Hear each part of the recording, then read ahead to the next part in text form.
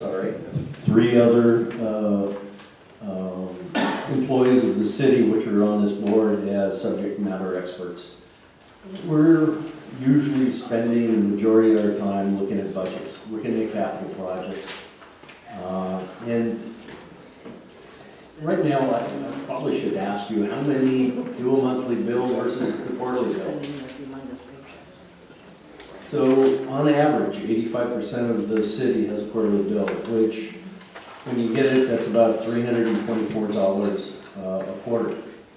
And by the year 2023, that'll be about $405.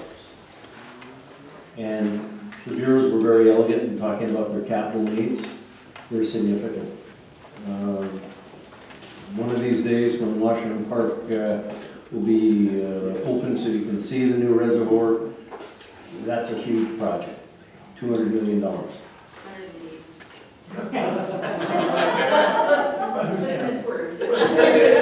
This is the engineer that says 180, let's hold it to her. So the concern all of us should have is, how do you afford it?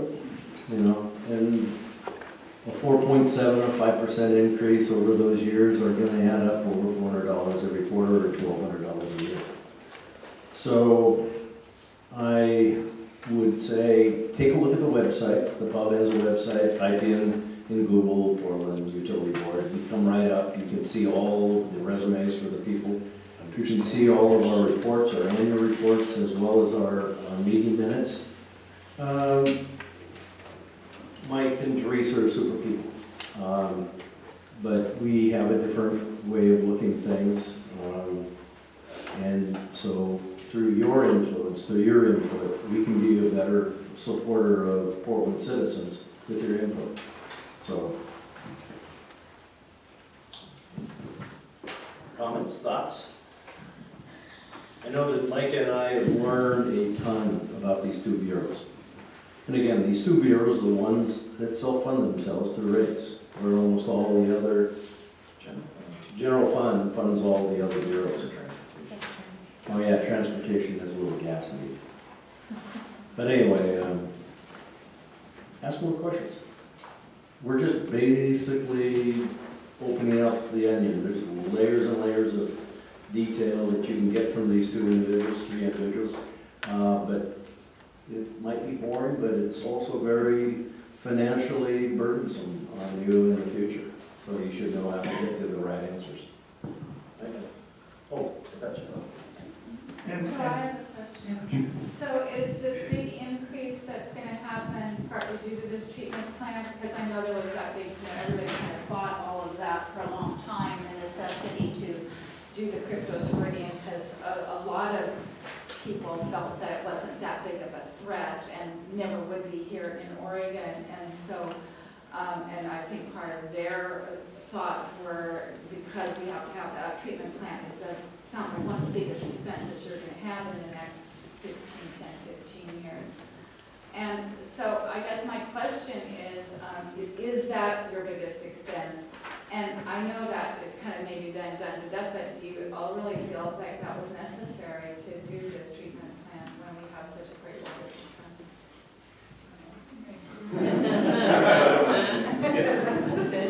Well, first off, we don't actually have a choice. Building a filtration plant is a mandate from EPA. We have to do something to treat the cryptosporidium to meet the federal rule. The method of whether we build a filtration or whether we build a UV was the city's choice. We had to treat, period. So it doesn't really matter whether we agree with it or not. That is the law for us. And in order for me as an engineer to be able to practice, I have to follow the law. As far as your other part of your question about the rate, my understanding is that what we're estimating is that the filtration is about 2 to 2.5% for the next 10 years of the rate increases. The rest of it, the other 4 something or 5 something, is taking care of the CIP the low-income programs, our operating budgets. Out of my capital improvement program, 55% of that goes towards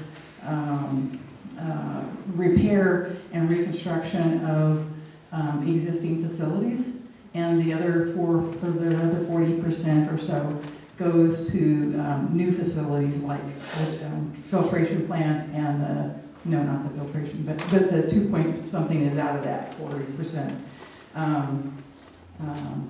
It also goes to seismic upgrades. So we are expected, based on Oregon state law, to have our water system dealt with from a resiliency standpoint within a 50-year time frame. So we will start having Washington Park and Willamette River, Powell Butte and Kelly Butte, we're all, as well as replacing infrastructure that was aging, have all been designed and are being built to seismic standards.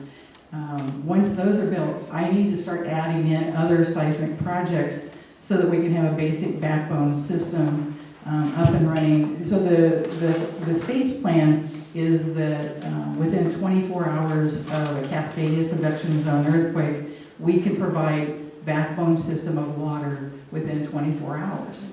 Today, we can't do that. We can't even do it within 6 months. So our goal is to get the system, get key areas of the system with water within that time frame as quickly as we can. Because we're doing so my preference would be to get it done in as short a window as possible.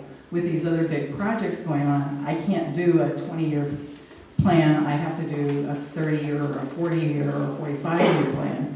I say 45 years because 5 years have already passed for the city to decide how we're going to comply with that. So over the next, 45 years, you will see more and more projects that are being done to do the seismic upgrades. In addition to that, all my replacement projects, even if it's not in the backbone, if it is a replacement project, I am bringing it up to current standards as well. So if you do have that, we have that earthquake tomorrow, do you have centers all around the city that have bottled water ready to go in case of emergency, or are we just winging it?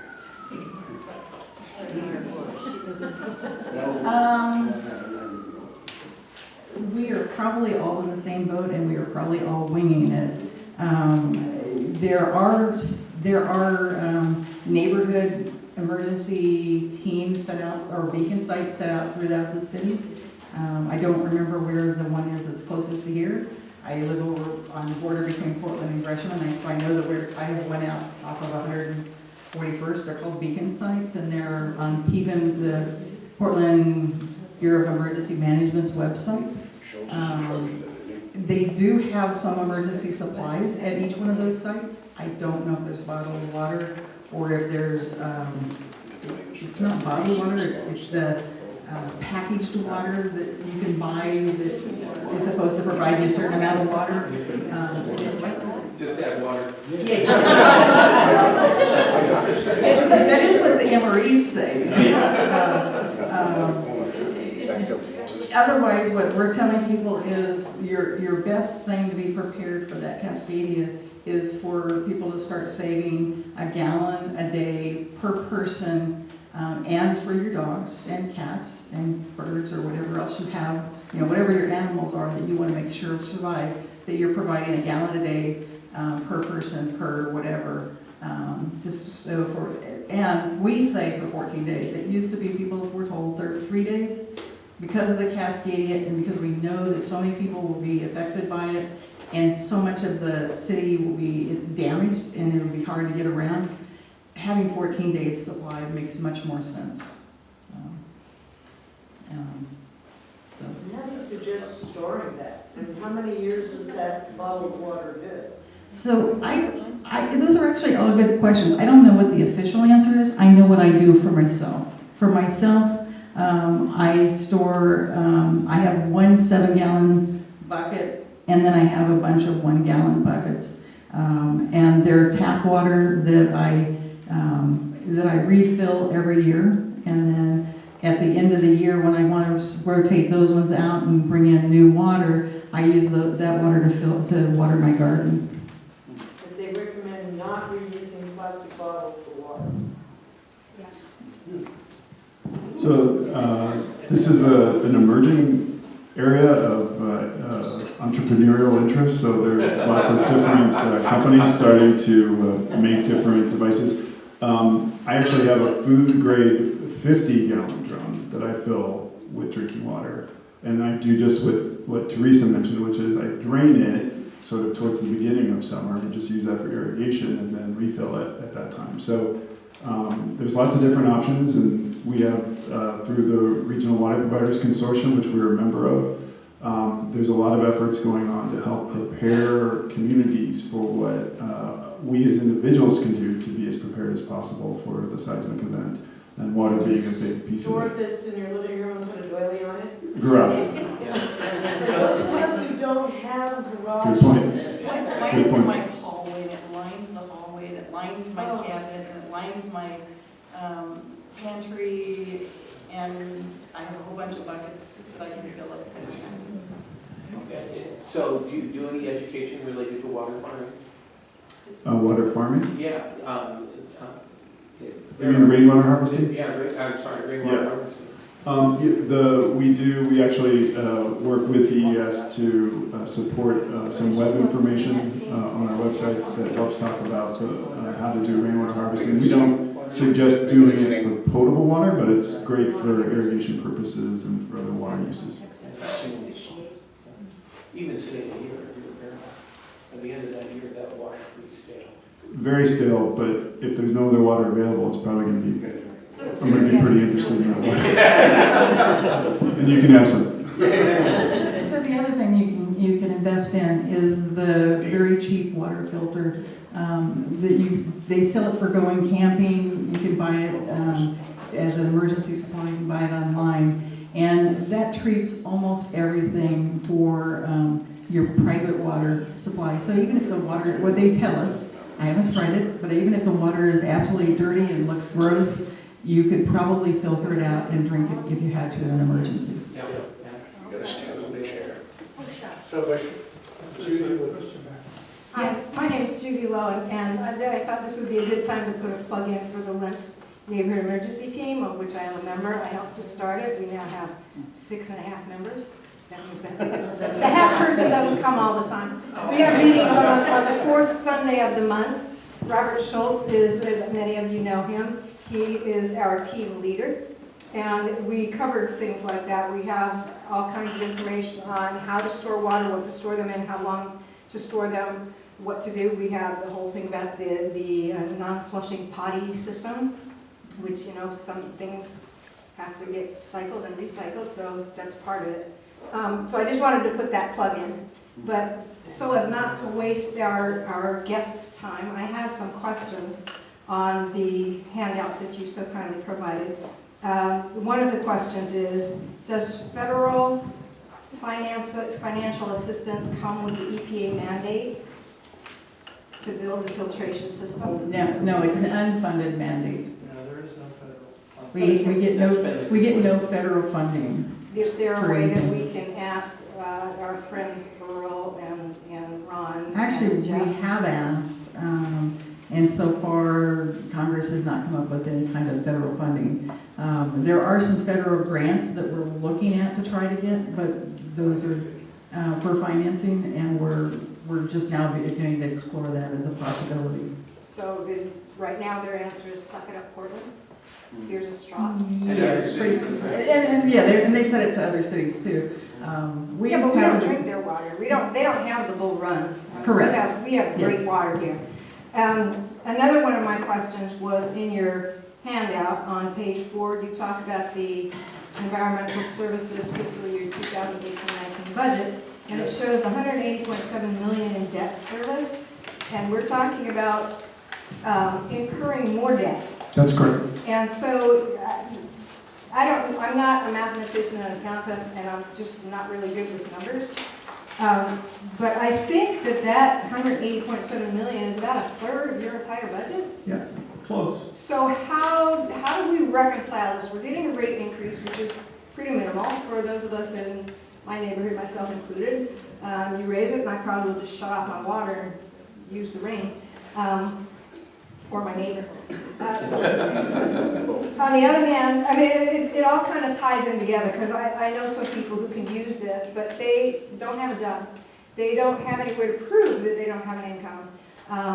And they haven't applied for this. I've told them about it before. They haven't applied for it because of that. So there's at least 4 people that I can think of off the top of my head that fall through that crack. Then my other question was the amount of projected revenues. No, that's not it. Sorry, I got my questions mixed up. You were talking about 60% of median family income, or median area income, or median household income. Those are all calculated differently, so I'm not clear on what you meant when you said that eligibility was based on median household income. Because we have in the housing field, we talk about median area income, which is different from the median household income. In Lents in particular, the median household income